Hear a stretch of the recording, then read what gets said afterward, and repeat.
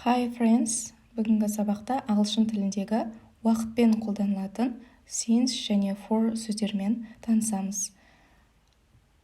Since for perfect шақтарында қолданылады. Екеуінің айырмашылығы for өткен уақытпен қазіргі уақыттың аралығын қанша уақытқа созылғанын көрсетеді. Ал since болса, осы аралық басталған уақытты көрсетеді. Мысалы, 2018-ден 2023 жылға дейінгі аралық 5 жыл. Яғни 5 жыл бойы деп айту үшін біз ағылшын тілінде for сөзін қолданамыз. Мысалы, 4-5 years, 5 жыл бойы.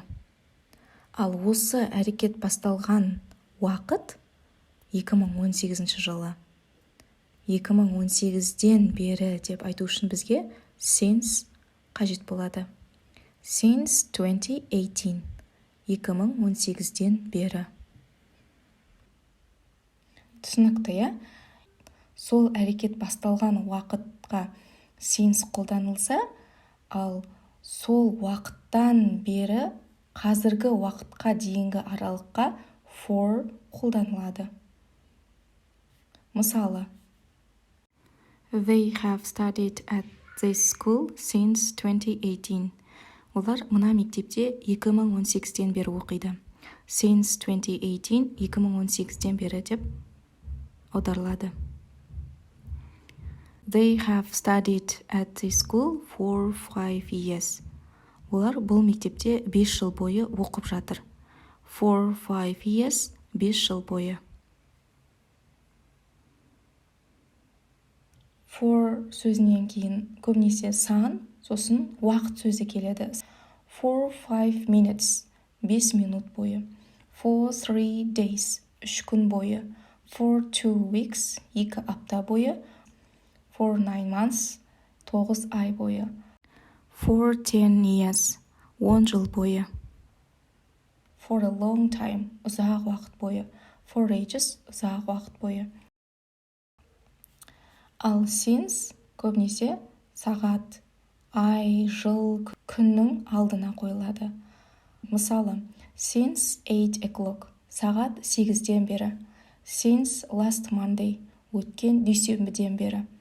Since 5th September, 5 қыркүйектен бері. Since 1993, 1993-ден бері. Ал since сол кез басталған уақытқа да қолданылады. Мысалға, since I left school, мектепті бітіргеннен бері. Since I was 13 years old, 13 жасымнан бері. Ал енді білімізді тексеріп көрейік. Kazakhstan has been an independent country 1991. Яғни, Қазақстан 1991 жылдан бері тәуелсіз мемлекет деп айту үшін бізге for немесе since-тің біреуін қою керек болады.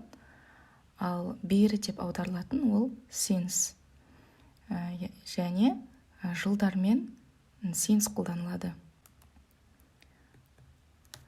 I'm really hungry. I haven't eaten this morning. Менің сондай қарным аш. Мен таңертеңнен бері ештеңе жеген жоқпын деп айту үшін бізге since қажет болады. My parents have had the same job 25 years. Менің ата-аналарым сол жұмыста 25 жыл бойы жұмыс жасап жатыр деп айту үшін бізге for қажет болады. Себебі for 25 years, 25 жыл бойы. Ал егер жыл тұратын болса, онда since-ті қолданамыз. Мысалға, 2020-дан бері деп айтқымыз келсе, since 2020 болады. Гаухар and I have been friends, we were kids.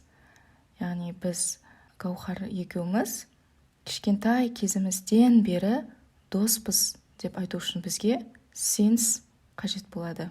Since we were kids. Бала кезімізден бері. Ал for'ны қойсақ, ол мүлдем келмейді, себебі for we were kids деген қате болады, себебі біз бала болғалы бойы деген ол үйлеспейді. Осымен бүгінгі сабағымыз аяқталды. Сабақ түсінікті болса, лайк басып, каналға жазылуды ұмытпаңыз. Сұрақтар болса, төменге қалдырсаңыз болады. Міндетті түрде жауап беремін. Келесі сабақта көріскенше. Бай-бай.